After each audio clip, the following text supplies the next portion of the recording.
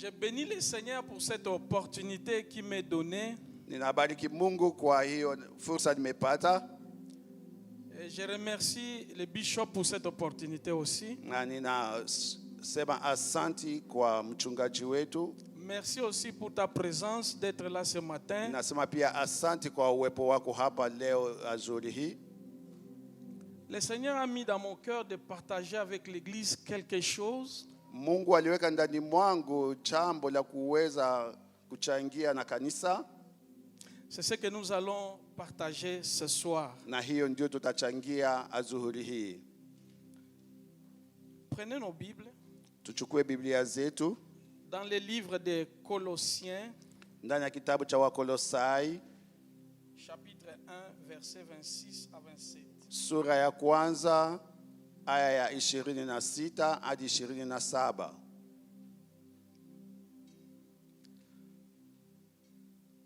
Si vous avez une Bible, vous avez trouvé, vous pouvez lire ensemble avec nous. Kama unakuwa na Biblia unaweza kusoma pamoja nasi, Ou bien quelqu'un va se lever pour lire en Swahili, en anglais. you have English, I don't know if we have Swahili.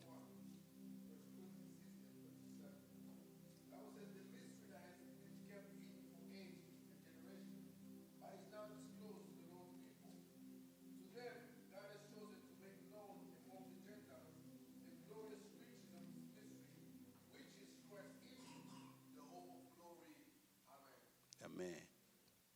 Prions. Tuombe. Père, merci encore pour cette parole. Ouvre-nous nos esprits pour que nous arrivions à la compréhension de cette parole. Seigneur, nous sommes des étrangers sur cette terre. Mais laisse que la lumière de ta parole puisse pénétrer tout un chacun de nous. Saint-Esprit, c'est toi qui es le meilleur pédagogue. Je sais que tu es là au milieu de cette assemblée. Que tu nous ouvres l'entendement spirituel. Ô Dieu grand, bénis ces moments alors que nous serons en train de parler de toi. Seigneur, guéris ceux qui seront malades dans ces lieux, ceux qui sont venus malades. Bénis ceux qui ont des problèmes, Seigneur, donne la réponse à des questions, de multiples questions dans le cœur des gens, Seigneur, et que ta parole soit une véritable lumière sur notre sentier. Au nom du Seigneur Jésus-Christ, nous avons ainsi donc prié. Amen. Amen. Je vais parler ce soir comment vous pouvez... Donc, ces enseignements, je tire ça d'un enseignement que je donne à propos de comment vous pouvez arriver sur le chemin de l'élévation, bien sur le chemin de gloire. Mafundisho haya ninayatoa mahali ninapoendelea kujifunza na kufundisha namna gani unaweza kufika kwa njia ya utukufu. Pour arriver sur le chemin de l'élévation, Kwa kufika kwa njia ya kuinuliwa, vous devez comprendre Christ. unapaswa kumwelewa Kristo. Ici, dans les textes que nous avons lus dans le livre de Colossiens, Mahali tuliposoma hapa ndani ya kitabu cha barua kwa Wakolosai, moi j'ai commencé au verset 25, mimi nilianza aya yake ya 25, au verset 26 plutôt. aya yake ya 26. Mais si vous remontez au verset 25, il est dit ceci: Lakini ukianza hapo kwa 25 imesema, c'est d'elle que j'ai été faite ministre selon la charge que Dieu m'a donnée. ni kwa hivyo nilivyofanywa kuwa mhudumu kufuatana na kazi Mungu aliyonipatia Auprès de vous, karibu nanyi, afin que j'annonçasse pleinement la parole de Dieu. kusudi nitangaze wazi kwa utele neno la Mungu, Le mystère caché de tous les temps fumbo ya mambo yaliyofungwa tangu et zamani dans tous les âges, na miaka yote, mais révélé maintenant à ses saints.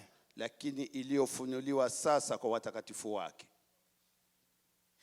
à qui Dieu a voulu faire connaître quelle est la glorieuse richesse de ces mystères kwa wale Mungu aliyopenda kuwaonesha ya nini misteri hii ya utukufu parmi les païens, katikati ya wasioamini, savoir mapagani, Jésus-Christ, kujua Yesu Kristo, l'espérance de la gloire. tumaini la utukufu.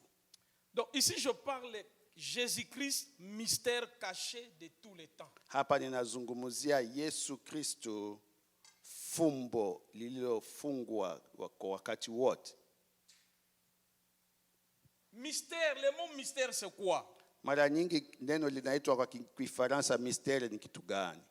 Quand on parle de mystère, c'est quelque chose qui échappe à la compréhension humaine. Ni kitu kisichoeleweka kwa utambulizi wa binadamu. Maintenant, écoutez bien, l'apôtre Paul dit, pour que j'annonce Jésus-Christ, le mystère caché de tous les temps et de tous les âges. Lakini hapa tuelewe vizuri, Paulo amesema ya kwamba kusudi nitangaze Kristo Mwokozi, yeye anakuwa lile fumbo lililofungwa kwa wakati wote na kwa miaka yote. Et lui-même avait dit ceci dans le livre de Luc, chapitre 10, verset 22. Na Kristo Mwokozi alizungumzia mwenyewe ndani ya kitabu cha Luka sura yake ya 10 na aya yake 22. Il a dit, personne ne connaît le Fils si ce n'est le Père. Yeyote hajue Baba hajue Mwana isipokuwa Baba. Et si ce n'est que celui à qui le Fils veut le révéler. Na kama sio tu yule ambaye Mwana anataka kumfunulia.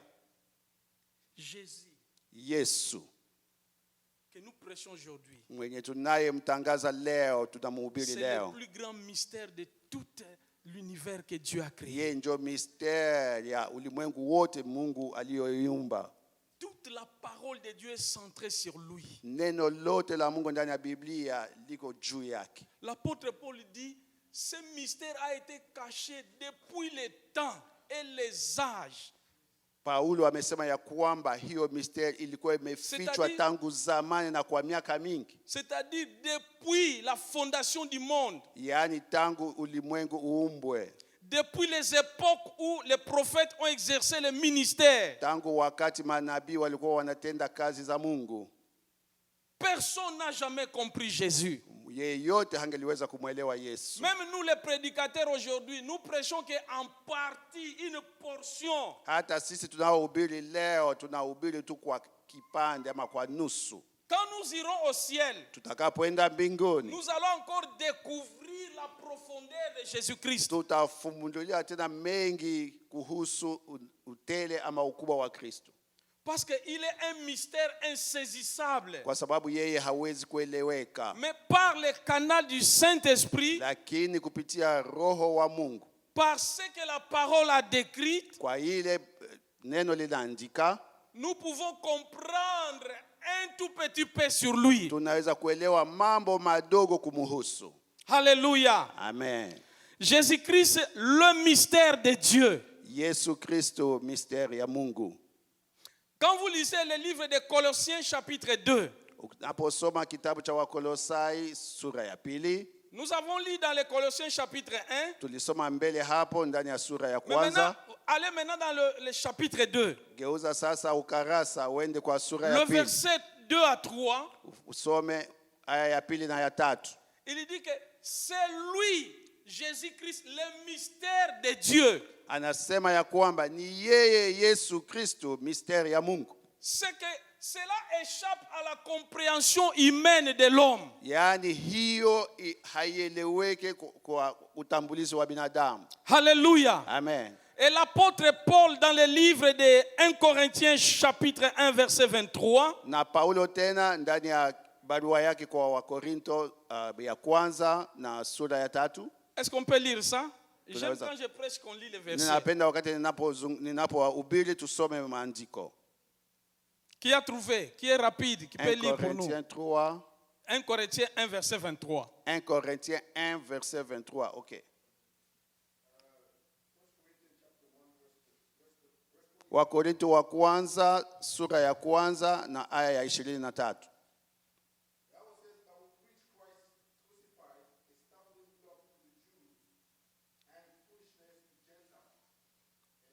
Amen. Alléluia. Amen. Il dit ceci. Amesema hivyo. Nous prêchons Christ crucifié. Tunamhubiri Kristu aliyeangikwa msalabani. Un scandale pour les Juifs. Na hiyo ilikuwa shida kwa Wayahudi. Folie pour les païens. Na hiyo ilikuwa kama kichaa kwa wapagani. Ici, quand on parle de païens, on parlait à propos des Romains. Hapa waliposema wapagani walikuwa nasema Qui Warumi. étaient considérés comme en dehors de la parole. Wenye walikuwa wanaonekana kama watu wenye wako nje ya neno. Les nations. Mataifa. Il dit scandale pour les Juifs. Shida ama haya kwa Wayahudi. Et folie na pour les kichaa païens. ama wenda wazimu kwa wapagani. Pourquoi Christ est scandale pour les Juifs? Kwa nini Yesu yeye anakuwa skandali kwa Parce que Wayuda? pour les Juifs, quelqu'un qui est crucifié à la croix Kwa sababu kwa Wayuda yule aliyeangikwa msalabani est une personne déshonorée. ni mtu amekosa heshima. Donc la mort de la croix pour les Juifs était une mort qu'on infligeait à tous les criminels.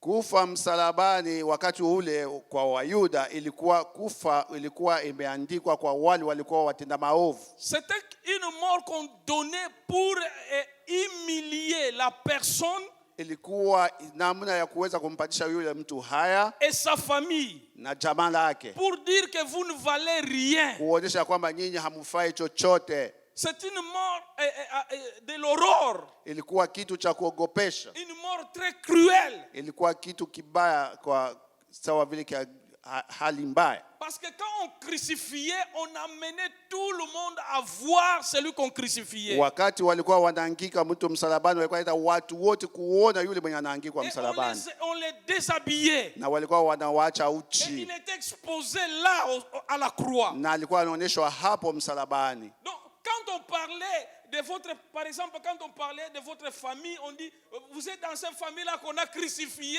leurs frères. Yaani wakizungumzia kuhusu jamaa lako, kama ukisema watasema wewe ni mtu wa jamaa ile ya ule mwenyewe waliangikwa ndugu yake msalabani. C'est comme si on dirait aujourd'hui dans cette famille-là des criminels. Iko sawa, wanaweza kusema ile jamaa ya wabandi. Leurs frères là bandits. Ule ndugu yao ule mtenda maovu. Donc c'était ça. Ilikuwa hivyo. Alors, maintenant, quand on parle de Jésus-Christ crucifié en tant que Fils de Dieu, cela devait être un scandale pour les Juifs. Wakati basi wanasema juu ya Yesu Kristo mwana wa Mungu aliyeangikwa msalabani, hiyo kweli ilikuwa kitu cha haya ama cha kusababisha watu wapate haya katika Wayuda. Il disait quoi? Walikuwa nazungumza celui nini? qu'on a crucifié, Yule mwenye waliangikwa celui que tout le msalabani, monde a vu sa nudité, mwenye kila mtu aliona uchi vous le wake. dites être Dieu. Mnasema kama ni mwana wa Mungu. Alors pour les Juifs, c'est un scandale. Kwa Wayuda Il dit, vous ilikuwa insultez le skandali. Dieu d'Abraham et d'Isaac. Ilikuwa kama kumtukana Mungu wa Abraham na Isaka. Voilà pourquoi pour les Juifs, quand on parle de Jésus-Christ crucifié, c'est un scandale. Ndio maana kwa Wayuda unaposema ya kwamba Yesu Kristo aliangikwa msalabani, kwao ilikuwa skandali. Pour les païens, folie. Kwa Wayuda, kwa wasioamini ile ilikuwa ndabazimu. Parce que Dieu ne peut pas accepter d'être humilié jusqu'à ce point. Kwa sababu Mungu hawezi kupenda apatishe haya hadi kiasi hicho. Les Romains savaient que Dieu est puissant. Warumi walijua ya kwamba Mungu ana nguvu À zote. travers l'histoire des enfants d'Israël. Kupitia historia ya watoto wa Israeli. Mais un Dieu qu'on ne pouvait pas crucifier. Mungu asingeliweza kuangikwa msalabani.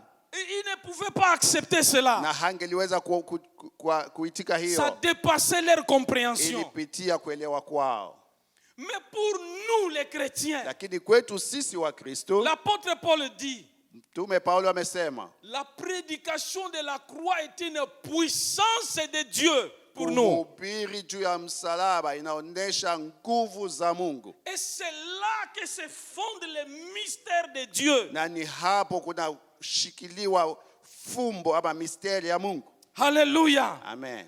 Parce que Jésus-Christ Kwa sababu Yesu est Kristo venu sur cette terre. alikuja hapa duniani. Non à la manière que les Juifs attendaient. Hakukuja kwa hali ile Wayuda walikuwa wanangojea. Vous savez, les Juifs ont vécu beaucoup d'expériences miraculeuses, surnaturelles, On a- avec les dieux d'Abraham, les dieux de Moïse. Unajua Wayuda wao waliona miujiza mingi, walizoea miujiza mingi ya Mungu kupitia vile alitembea na Abrahamu na Moizi. Ils attendaient un Messie puissant qui va les libérer de la main des Romains. Na walikuwa wanachunga Masia mwenye nguvu kabisa atakayewatoa kwa mikono ya Warumi. Mais ils ont vu un Messie crucifié à la croix et dit non, ça ce n'est pas notre Messie. Lakini walipoona huyu Masia aliyeenda msalabani wakasema hapana, huyu si Masia wetu. C'est pour cette raison-là Ni kwa sababu hiyo que la prédication de la croix, Christ crucifié, est un scandale. ndio maana wakati wanapohubiria kuhusu Yesu aliyeangikwa msalabani kwao ilikuwa haiwezekani kueleweka. Mais mystère de Dieu pour l'Église. Lakini ilikuwa fumbo ama misteri Pourquoi kubwa mystère? kwa kanisa. Kwa nini? Parce que c'est à la croix que que le Seigneur Jésus-Christ va traiter les problèmes d'Adam et Ève. Kwa sababu ni hapo msalabani Mungu ama Bwana wetu Yesu Kristo ataweza kutengeneza maneno ya Adamu na Hawa. C'est-à-dire les problèmes de l'homme, les péchés. Yaani maneno ya binadamu, zambi. C'est là qu'il va racheter l'homme par son sang qu'il va faire couler. Hapo ndio atamkomboa mtu kupitia damu yake aliyoimwanga. Pendant qu'on le crucifiait, Wakati walikuwa wanamtundika msalabani, pendant qu'il était sur la croix, wakati walipokuwa hapo c'est msalabani, là qu'il traitait le grand problème de l'humanité. ni hapo alikuwa amemaliza shida kubwa ya ubinadamu. Cela dépasse tout l'entendement de l'homme. Hii inapita kuelewa kote kwa binadamu. Parce que le Seigneur Jésus-Christ sur la croix, Kwa sababu Bwana wetu Yesu Kristo akiwa la msalabani, Bible dit ceci. Biblia imetuambia Il a fait au total 6 heures sur la croix. alifanya masaa 6 hapo msalabani. Donc, de la 6e jumla. heure jusqu'à la 9e heure. Tangu saa 3 hadi saa 9. Donc, vous allez comprendre, c'est à peu près 6 heures du temps qu'il a passé. Utaelewa ya kwamba ni masaa 6 aliyoifanya hapo. Et là, sur la croix, parce que quand on parle de la première 6e heure, veut dire au lever du soleil. Wakati wanaposema ya kwamba saa 6 watu walikuwa wanaangalia hapo zamani wakati jua limeenda kuchomoza ama kutoka. Les Juifs comptaient l'heure à partir que le soleil se levait. Wayuda zamani walikuwa wanaangalia ama kuhesabia masaa wakati jua linaanza kujichomoza ama Alors, kutoka. ils commençaient là-bas. Hapo ndio walikuwa Quand wanaanza. vous voyez les 6e heure jusqu'à la 9e heure, donc c'est 6 heures du temps. Wakati unaangalia saa 3 hadi saa 9, yani masaa 6. Or, quand vous rentrez dans les Écritures, Wakati unarudia ndani ya maandiko, Adam fut créé le 6e jour. Adamu aliumbika siku ya 6. Et Jésus-Christ sur la croix va passer 6 heures du temps. Na Bwana wetu Yesu Kristo hapo msalabani atakuwa hapo kwa masaa 6. Donc là, il était en train de traiter les problèmes de celui qui a été créé au 6e jour. Hapa alikuwa anatengeneza jambo ama kusuluhisha maneno ya mwenye alikuwa anaumbwa siku ya 6. Et Jésus-Christ est mort à l'âge de 33 ans. Na Bwana wetu Yesu Kristo alikufa kwa akiwa na umri wa miaka 33. 33 ans, c'est 3. 3 plus 3 égale combien? Okay. Donc, il était là Miaka en train de traiter les 33. problèmes de celui qui a été créé au 6e jour. Ukibeba 3 na 3 kuongeza 3 itakuwa 6, yani alikuwa hapa kuleta suluhisho kwa mambo ilikuwa na mkumba yule alikuwa ameumbwa kwa siku ya 6. Alléluia. Amen. Et depuis ce temps-là, Tangu wakati huo, parce que le Seigneur va traiter les problèmes du péché, mais il ne vient pas à l'homme qui a péché. Il va directement à la racine là où a commencé le péché, c'est-à-dire à Adam. wakati Bwana wetu Yesu Kristo alipenda kusuluhisha shida ya dhambi, hakuenda kwa binadamu, lakini alienda kwa shina yenyewe ya dhambi, yani hapo kwa Adamu. Aujourd'hui, beaucoup de gens nous enseignent, vous avez un lien familial, il faut couper ce lien. Mais Jésus a traité les problèmes, pas aujourd'hui, demain, hier, non. Il a traité les problèmes d'Adam. Bwana wetu Yesu Kristu leo wanatuambia ya kwamba wewe una vifungo vya kichama, lakini Bwana wetu Yesu Kristu tangu zamani alikwisha kurudia hapo na kuweza kusuluhisha mambo tangu Adamu. Alléluia. Amen. Donc c'est là la solution qu'il a trouvée. Na hiyo ndio suluhisho aliyoipata. Et quand vous voyez quand Adam fut créé, Na ukiangalia wakati Adamu aliumbwa, Ève n'est pas créée au même temps qu'Adam. Hawa hakuumbwa wakati mmoja na Adamu. C'est à travers le sommeil qu'on a donné à Adam, Ni kupitia usingizi waliomlalisha Adamu, qu'on a ouvert les côtes d'Adam walipofungua ubavu wa pour Adamu former Ève. kwa kumtengeneza Et Hawa. Adam devait dormir. Adamu alihitaji kwanza kulala. Christ pour donner la vie Kristo kwa kupatia maisha à son épouse, kwa à un nouveau peuple. Kwa binti wake ama taifa mpya, Il doit mourir sur la croix. anahitaji kufa msalabani. La mort du Seigneur sur la croix est égale au sommeil d'Adam. Kufa kwa Kristo msalabani kama vile usingizi wa Et la Adamu. Bible dit, lorsqu'il était sur la croix, un soldat lui perça les côtes. Na Biblia inatuambia alipokuwa msalabani, askari mmoja akamchoma mkuki. Là était sorti le sang et de l'eau. Kwa ubavu wake kulitoka damu na maji. C'est la même chose. Inafanana hivyo. Quand Dieu créait Ève, Wakati Mungu il alikuwa a anamuumba Hawa, ouvert toujours les côtes d'Adam alifungua ubavu wa pour Adamu former Ève. kwa kumtengeneza Hawa. L'église est formée de Christ. Kanisa limetengenezwa na Kristo. L'épouse de Christ est tirée de Christ. Binti ama msichana wa Kristo anatoka kwa Kristo.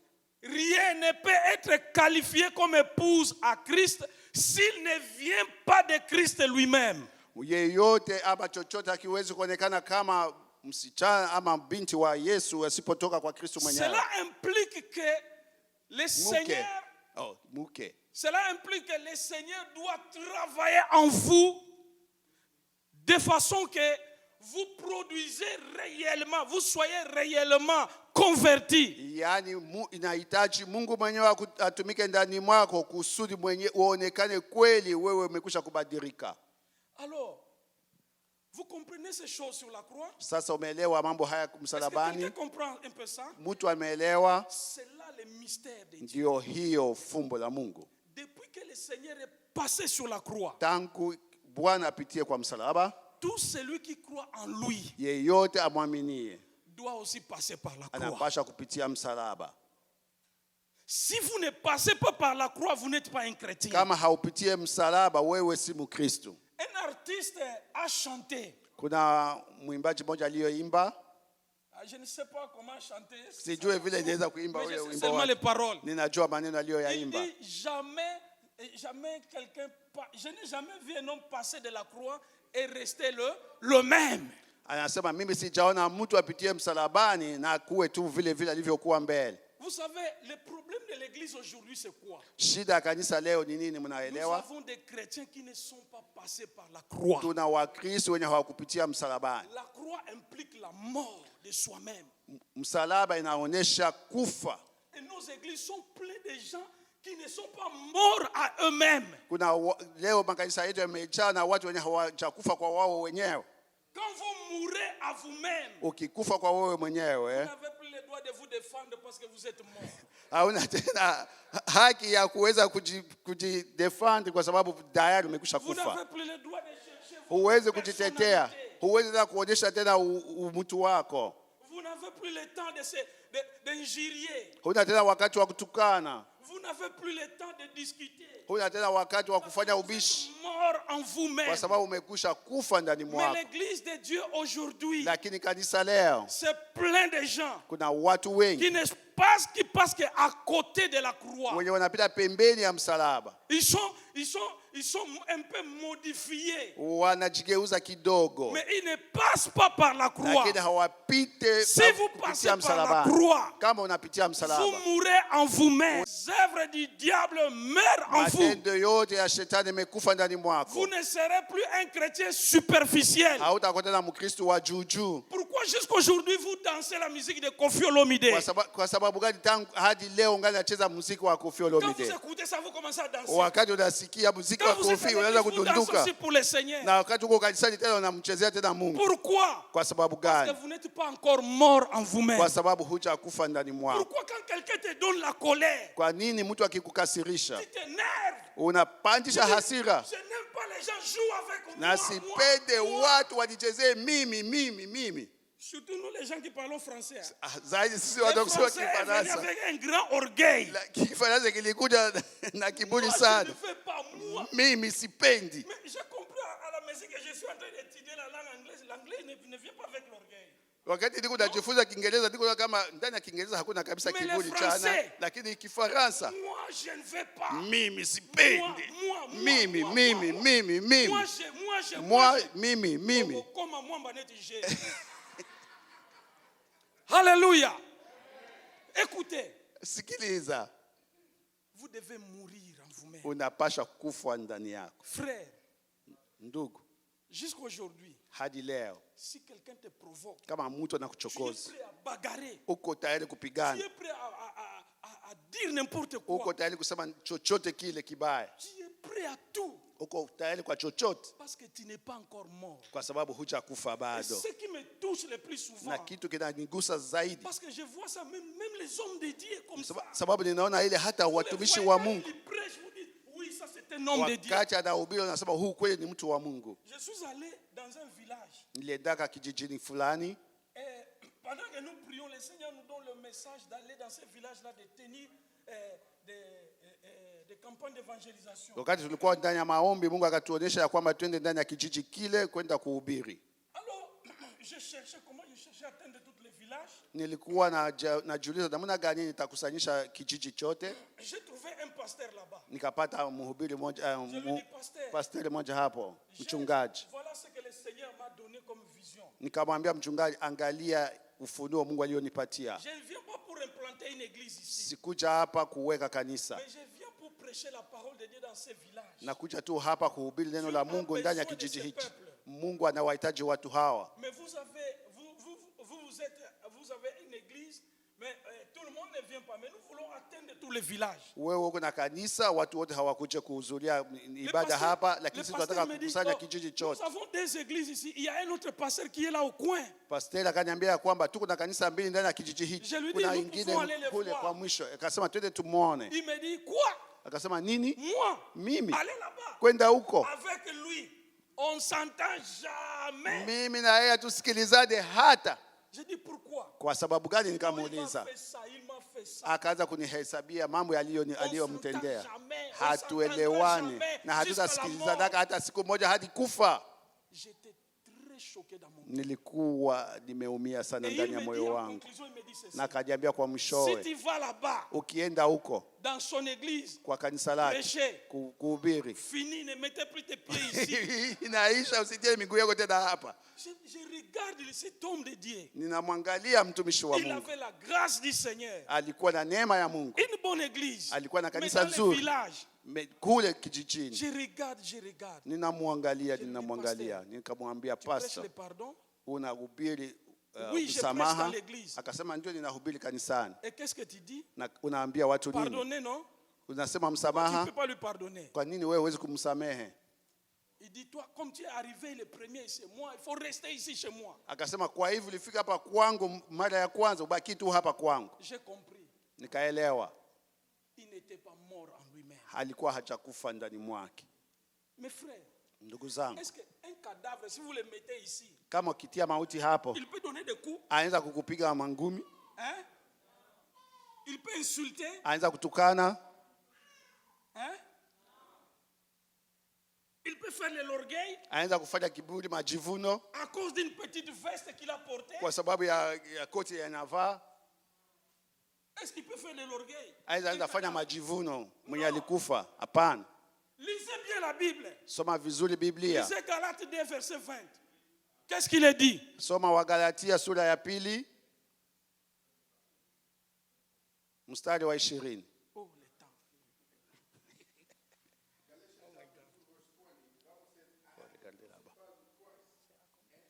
C'est pas problème. Nous avons encore 11 minutes.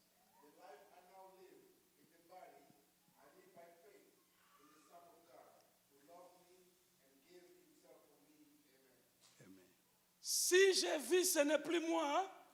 Kama ninaishi tena sio J'ai mimi, été crucifié où? nilikuwa nimeangikwa msalabani wapi? Olobata version yoko. Museme kwani tama hiyo haya. J'ai été crucifié. Nilikuwa Avec qui? nimeangikwa pamoja na nani? Avec qui?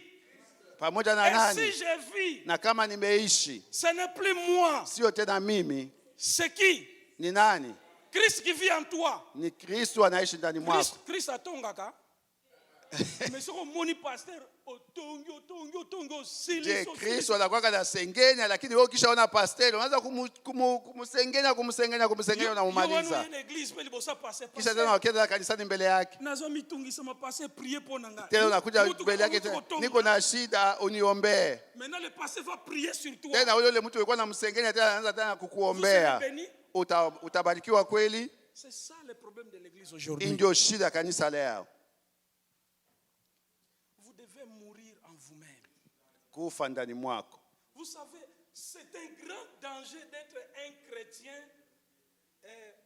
chrétien qui vit seulement dans l'âme, qui n'est pas crucifié, qui n'est pas brisé. Ni shida sana kwa Mkristo anaishi tu kwa nafsi zake lakini bado hajaangikwa msalabani. Vous allez vivre dans des émotions. Utakuwa naishi tu kwa hisia.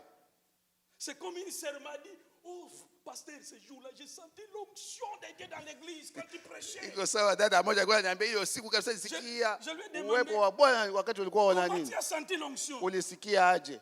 Il m'a dit, les cheveux de ma tête faisaient.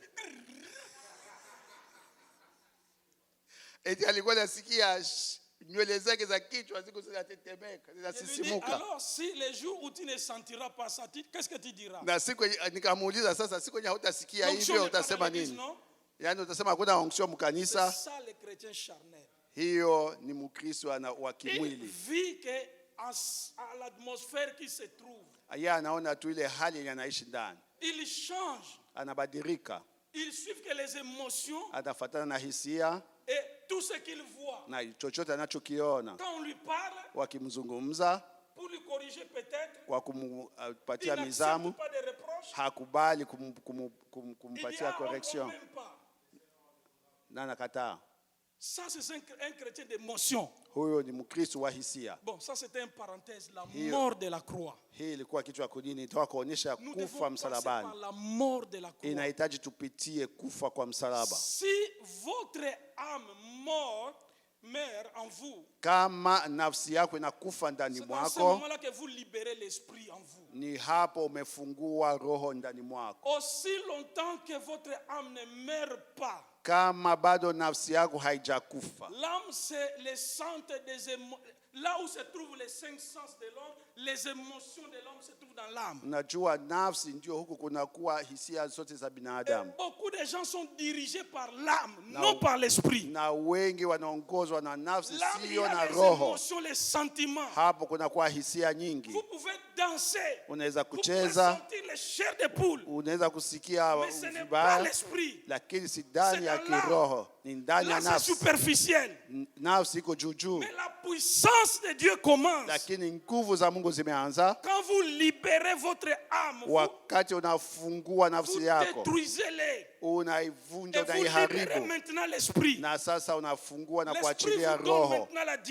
Na roho sasa inakupatia mwongozo, inakuongoza. Beaucoup de gens travaillent pour le Seigneur. Watu wengi wanatumikia Mungu. Mais ils ne travaillent pas selon la directive du Seigneur. Lakini hawatumiki kufuatana na mipangilio ama mwongozo wa Mungu. Ils seront étonnés de savoir un jour. Watashangaa siku moja kuelewa. Tout ce qu'ils ont fait n'ont rien compté devant Dieu. Ya kwamba chochote walichokifanya kikuhesabika mbele ya Bwana. Il faut que l'esprit. Sababu inaomba roho wako. Quand il n'y a pas la mort de l'âme. Kama hakuna kifo cha nafsi, l'esprit ne viendra pas.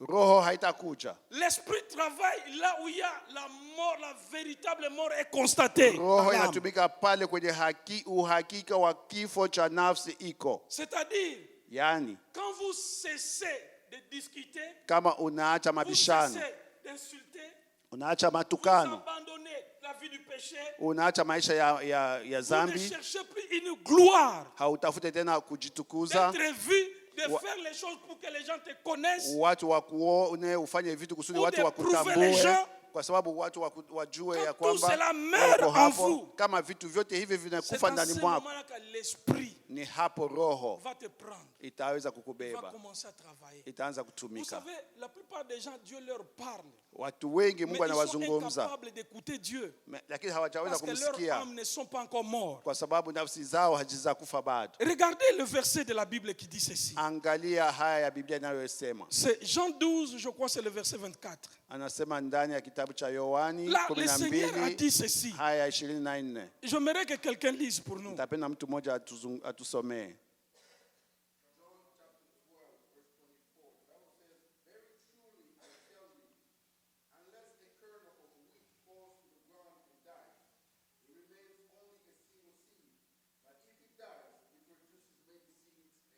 Amen.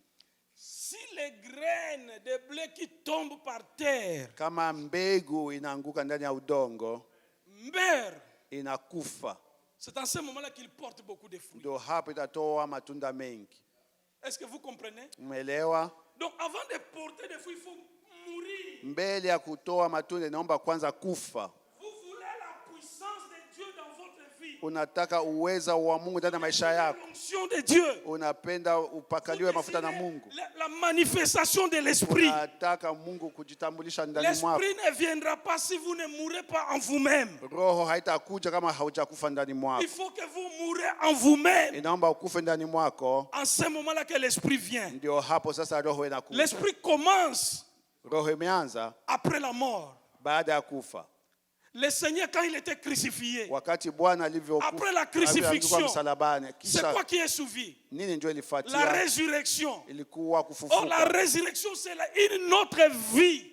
na C'est une ufufuo ndio autre inaonyesha maisha dimension de yetu. vie qui commence. Ni namna ingine La ama hali vie ya dans juu ya maisha, l'esprit. maisha ya kiroho. Vous êtes appelés à commencer la vie dans l'esprit. Unahitaji kuanza maisha ndani ya Parce que vous êtes kiroho, crucifiés avec Christ sur la croix. kwa sababu wewe uliangikwa msalabani pamoja na Kristo. Christ, mystère. Kristo, ufumbo.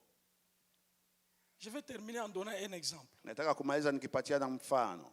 Quand vous lisez l'Apocalypse chapitre 5, Wakati unaposoma kitabu cha Ufunuo sura ya 5, c'est un verset que je lis beaucoup.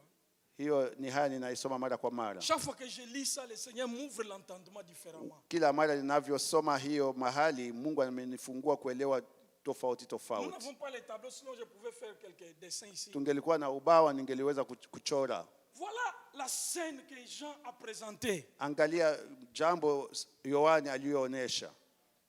Quelqu'un assis sur le trône Mtu anakaa juu ya kiti cha enzi et autour de lui les quatre êtres vivants. na pembeni yake walio na uzima wane,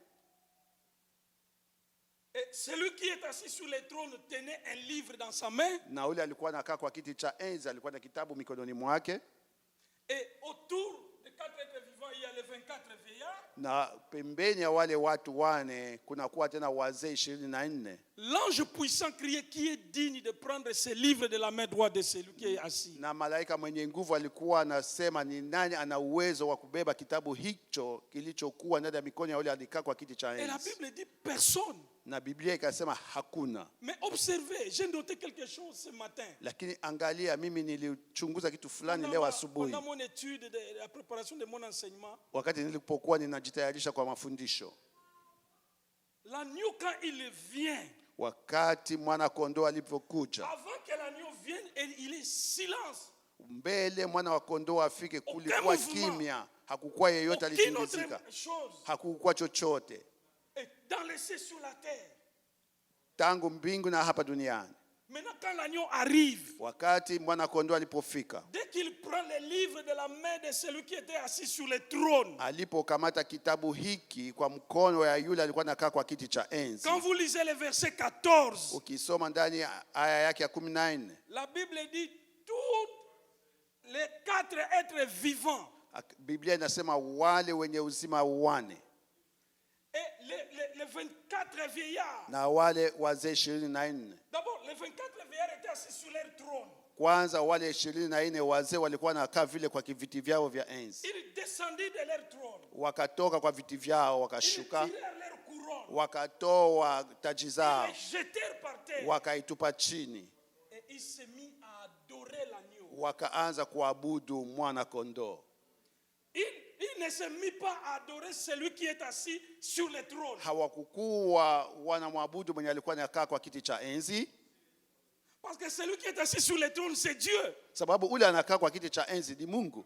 Mais il ne l'adore pas. Lakini hawakumwabudu, Il commence à adorer l'agneau qui a pris les livres de la main de celui qui est assis sur le trône. lakini wakaanza kumwabudu mwana kondoo aliyokuwa anabeba kitabu kwa mikono ya mwenye alikuwa anakaa kwa kiti Et les cha quatre enzi. êtres vivants disaient Amen. Na Amen. wale wenye uhai wane wakakuwa wanasema Et c'est dans amina, ce moment-là amina. que tous les anges, Na ndio hapo malaika Jean a wote, dit, il a entendu les myriades de voix de personnes.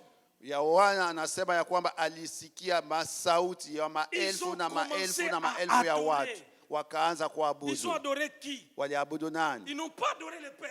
Hawakuabudu Ils ont Baba, adoré l'agneau waliabudu qui a mwana reçu kondoo les livres. mwenye alikamata kitabu. C'est-à-dire, Yaani Christ, ya Kristo c'est lui, ni yeye le cœur de l'adoration. mwenye anakuwa ndani ama moyo Et wa quand ils ont kuabudu. fini d'adorer le Christ, Wakati walipomaliza kumwabudu Kristo, ils sont entrés encore dans l'adoration ndio pour hapo le tena Père. walianza tena kumwabudu tena Baba, Parce que Jésus-Christ, c'est le grand mystère. kwa sababu Yesu Kristo fumbo kubwa. C'est lui qui est la vie éternelle. Ni yeye ndiye ana maisha ya milele. Tous les versets qui parlent de la vie éternelle ne parlent pas de Dieu le Père. Maisha haya yote ndani ya Biblia inasema Quand juu vous ya lisez maisha la Bible, ya vous allez milele voir, na on aiseme juu ya Baba parle de Mungu. Dieu comme Dieu vivant. Wanasema Mais juu ya quand il Mungu, s'agit de Mungu aliye la hai. vie éternelle, Wakati wanasema maisha ya C'est milele Jésus. ni Yesu, c'est ça le mystère de Dieu. ni yeye fumbo la Mungu. Vous savez, Unajua, parfois quand nous adorons le Seigneur, mara tunapomwabudu nous Mungu disons Fils de Dieu, tunasema mwana wa Mungu, nous le diminuons. tunamshukisha, Nous ne connaissons pas sa grandeur. hatujue ukubwa wake. Même le Père l'adore. Hata Baba anamwabudu. C'est vrai.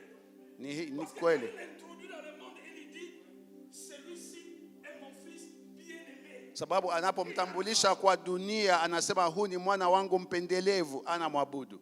Vous devez approcher de Christ avec simplicité de cœur pour l'adorer complètement. Utamsogelea Bwana Mungu pamoja na roho ya unyenyekevu. Il est tellement grand. Yeye ni mkubwa sana, C'est le plus grand mystère. yeye ndio fumbo Qui kubwa, dépasse notre compréhension. inapita kuelewa kwetu, Qui dépasse l'imagination de l'homme. inapita namna gani tunaweza kufikiria. Alors vous devez vous considérer comme petit devant lui. Unapaswa kujiona kama mtu mdogo mbele yake, Orgueilleux devant Dieu. hapana kuwa na majivuno na makiburi mbele ya Mungu. Vous devant lui. Jishukishe mbele ya Mungu. Alléluia. Amen. Parce que vous êtes incapable de lui donner même une miette de pointe de ton doigt. Kwa sababu huku hauenda uwezo hata kumpatia kidogo, hata chongo kidogo ya La kitole chako. gloire qu'il reçoit au ciel, Utukufu anaopata huko mbingu, la gloire qu'il reçoit aux anges, utukufu anaopata kutoka la malaika, gloire qu'il reçoit de son Père, utukufu anaopata kutoka kwa babake, est merveilleux, plus grand. ni kubwa, inapita. Quand vous comprenez ces choses, Ukielewa mambo kama na haya, ta prière maombi yako ne sera plus haitakuwa tena, une prière basée sur les émotions. haitakuwa tena maombi, itakuwa juu ya hisia. Ta prière Maombi yako ne sera plus haitakuwa tena, Dieu donne-moi, Dieu donne-moi. haitakuwa Mungu nipe, Mungu nipe. Bénis pas cette année, je Kama ne prie haunibariki mwaka No. huu siwezi kuomba tena. Hapana, ta prière maombi yako itakuwa kuabudu, il est grand. kusifu, kwa sababu yeye ni mkubwa. Alléluia. Amen. Mais ces choses, quand vous organisez un séminaire, vous appelez les gens pour venir étudier ça, ils ne viendront pas. Mambo kama na haya unaposema unapanga washa na kuita watu wakuje kufuata mafundisho, On va hawatakuja. recevoir les bénédictions Watu wanapenda tu wapate on va recevoir les doubles onctions d'Élie. wapate baraka za Abrahamu.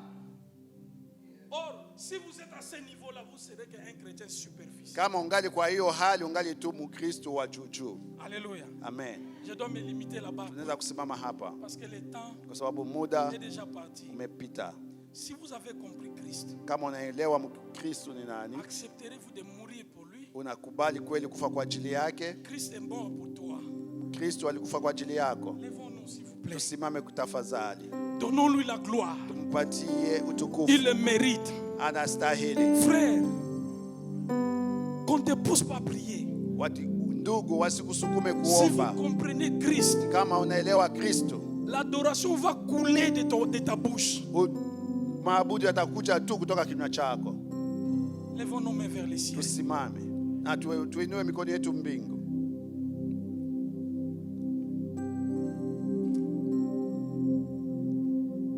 Ouvrons nos bouches pour l'adorer maintenant. Tufungue vinywa vyetu kwa kumwabudu sasa. Dis-lui ce que vous avez compris dans cette parole. Mwambie ulilosikia leo hapa. Prions. Tuombe. Père, Asante Mungu mtakatifu, asante Mungu Baba merci. yetu. Asante Bwana Baba. Dieu grand, Tunakushukuru kwa neema yako na upendo wako Dieu Bwana. puissant. Tunakushukuru kwa vile Oh, unaendelea Créateur utumishi de wako l'univers. Bwana, kutuzungumza kuhusu wewe Mungu wa ajabu. Tu as accepté la mort de la croix. Uliyekubali kifo msalabani kwa ajili ya dhambi zetu. Na wewe Mungu wa utukufu, Grand est ton malaika nom. wanakuabudu, Puissant wanaoishi est na ton wanakuabudu, walio hai Oh, wana Seigneur. wanakuabudu Bwana, na Baba Laisse nakuabudu. que mon âme puisse Asante Mungu mourir en mtakatifu, moi. asante Mungu Baba yetu. Que ça ne Kwa soit plus uweza moi. wako Bwana, Que ça ne kwa soit plus mon nguvu ya damu orgueil. yako Kristo Mwokozi. Que ça ne soit plus, Kuja kila Seigneur, que chochote je kile fasse ndani les mwangu choses Bwana, plaire aux kinachonisukuma hommes. Bwana, nitende kazi katika mwili na Mais katika rien que nafsi, pour ta isipokuwa volonté.